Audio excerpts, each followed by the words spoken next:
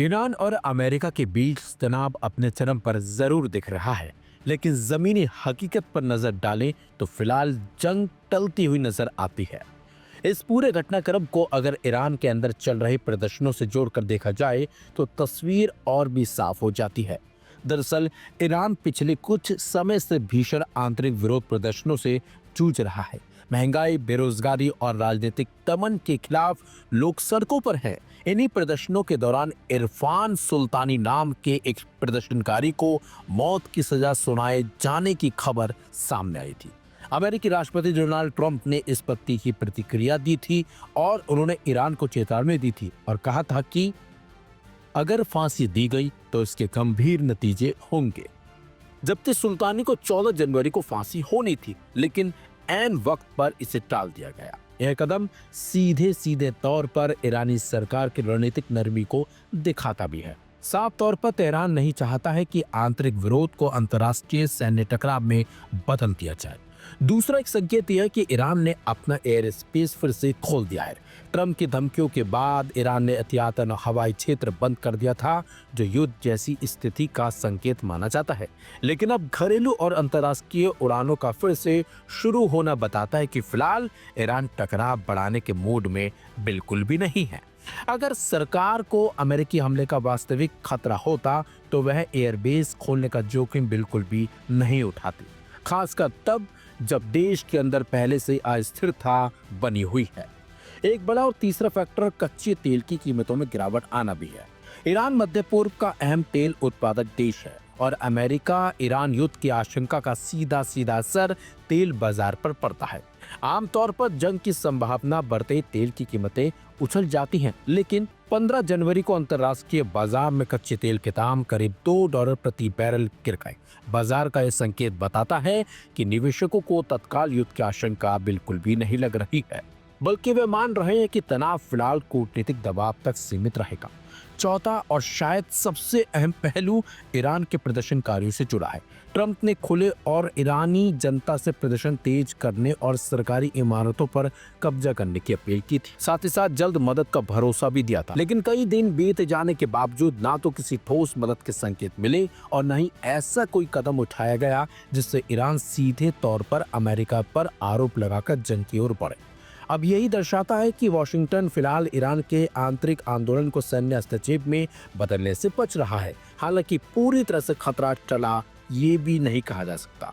अमेरिकी नौसेना का युद्धपोत दक्षिण चीन सागर से ईरान की ओर बढ़ना और ईरान के सर्वोच्च नेता अली खामेनेई का सख्त रवैया भविष्य में हालात बिगाड़ सकता है। लेकिन मौजूदा परिस्थितियों में ईरान सरकार की प्राथमिकता अपने देश के अंदर चल रहे प्रदर्शनों को कंट्रोल करना है, ना कि अमेरिका के साथ सीधी जंग मोल लेना। इसलिए फिलहाल संकेत यही है कि ईरान अमेरिका तनाव ईरान के आंतरिक प्रदर्शनों की छाया में युद्ध से ज्यादा दबाव और चेतावनियों की राजनीति तक सीमित है।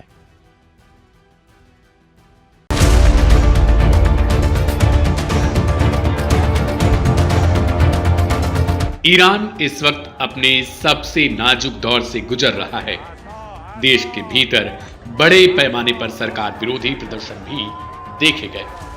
सुरक्षा बलों के भीतर असंतोष की खबरें सामने आ रही हैं और सत्ता पक्ष पर दबाव लगातार बढ़ता जा रहा है। ऐसे हालात में ईरान के supreme leader Ayatollah Ali Khamenei ने एक बड़ा और चौंकाने वाला फैसला लिया है। आंतरिक हालात से निपटने की पूरी जिम्मेदारी अब सीधे तौर पर इस्लामिक रिवॉल्यूशनरी गार्ड कॉर्प्स यानी IRGC को सौंप दी गई है। इसके साथ ही ईरान ने अपनी रहस्यमयी अंडरग्राउंड मिसाइल सिटी को पूरी तरह एक्टिव कर दिया है, इसलिए क्योंकि अमेरिका से टकराव अब गहराता जा रहा है। मिडिल ईस्ट से आने वाली खबरों में साफ तौर पर इस बात का अंदाजा लगाया जा रहा है कि अमेरिका किसी भी वक्त ईरान पर हमला कर सकता है। इसे सिर्फ आंतरिक सुरक्षा की तैयारी नहीं बल्कि बाहरी टकराव के स्पष्ट संकेत के तौर पर भी देखा जा रहा है। ईरान की मिसाइल सिटी उसकी सैन्य ताकत का सबसे खतरनाक और गोपनीय चेहरा मानी जाती है। ये अंडरग्राउंड ठिकाने पहाड़ों के भीतर बनाए गए हैं, जहां से बैलिस्टिक और हाइपरसोनिक मिसाइलें किसी भी वक्त लॉन्च की जा सकती हैं। साल 2026 के तनावपूर्ण हालात में ठिकानों को एक्टिव करना सिर्फ एक सैन्य अभ्यास नहीं बल्कि अमेरिका, इसराइल और पश्चिम एशिया के देशों के लिए खुली चेतावनी के तौर पर भी इसे देखा जा रहा। इन ठिकानों की सबसे बड़ी ताकत यह है कि इन्हें सैटेलाइट से ट्रैक करना बेहद मुश्किल होता है और यहां से अचानक हमले की क्षमता ईरान को रणनीतिक बढ़त देती है। ईरान के सबसे बड़े खतरनाक मिसाइलों में खुर्रम शहर 4 को शीर्ष पर रखा जाता है। बीबीसी समेत कई अंतर्राष्ट्रीय मीडिया रिपोर्ट्स बताती हैं खुर्रम शहर 4 की रेंज 2000 किलोमीटर से ज्यादा है और यह हाइपरसोनिक स्पीड से उड़ान भरने में सक्षम है। इस मिसाइल की सबसे बड़ी ताकत इसका भारी वॉरहेड है जो करीब 1500 किलो तक हो सकता है। 2025 में इसके सफल परीक्षण के बाद इसे इजराइल के लिए सीधे खतरे के तौर पर देखा जाने लगा। इसके बाद आती है फतेह 2 की बारी, जिसे ईरान की पहली हाइपरसोनिक मिसाइल माना जाता है। इसकी रफ्तार मैक 15 तक बताई जाती है, यानी आवाज की गति से कई गुना तेज। इसकी रेंज करीब 1400 किलोमीटर है और इसकी स्पीड इतनी अधिक है कि मौजूदा मिसाइल डिफेंस सिस्टम के लिए इसे रोकना बेहद मुश्किल माना जाता है। 2024 में सफल परीक्षण के बाद इसे मिसाइल सिटी में तैनात किया गया। सेजिल 2 ईरान की रणनीतिक ताकत का एक और अहम हथियार है। यह 2 stage solid fuel ballistic missile है। इसकी रेंज करीब 2500 किलोमीटर बताई जाती है, जिसकी सबसे बड़ी खासियत यह है कि इसे लॉन्च करने में सिर्फ 2 मिनट का समय लगता है, जिससे दुश्मन को प्रतिक्रिया का मौका ही नहीं मिलता। इसे छिपाना आसान है। इसकी सटीकता भी काफी अधिक मानी जाती है। ईरान की पुरानी लेकिन भरोसेमंद मिसाइल शहाब 3 आज भी उसकी लंबी दूरी की मारक क्षमता की रीढ़ बनी हुई है। इसकी रेंज 1300 से 2000 किलोमीटर के बीच है और यह परमाणु वॉरहेड ले जाने में सक्षम बताई जाती है। 1990 के दशक में तैनात इस मिसाइल को समय समय पर अपग्रेड किया गया है और यह अब भी ईरान की सैन्य रणनीति में अहम भूमिका निभाती है।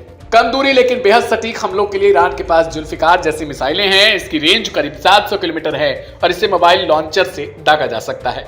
इसे खास तौर पर सऊदी अरब, यूएई और क्षेत्र में मौजूद अमेरिकी सैन्य ठिकानों को ध्यान में रखकर तैयार किया गया है। कुल मिलाकर ईरान की मिसाइल सिटी का एक्टिव होना सिर्फ तकनीकी तैयारी नहीं, यह उस संदेश का हिस्सा है जिसमें ईरान यह दिखाना चाहता है कि आंतरिक दबाव के बीच उसकी सैन्य ताकत कमजोर नहीं।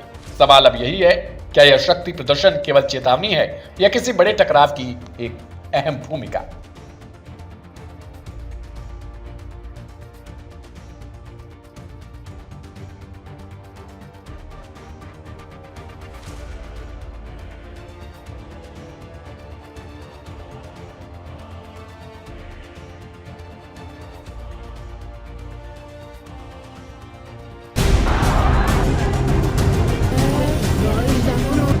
ईरान में सत्ता विरोधी प्रदर्शनों के कारण अमेरिका और इसराइल की नजर गड़ चुकी है। वहीं दूसरी ओर अमेरिका में खुद विरोध प्रदर्शन बढ़ते हुए देखे जा रहे हैं।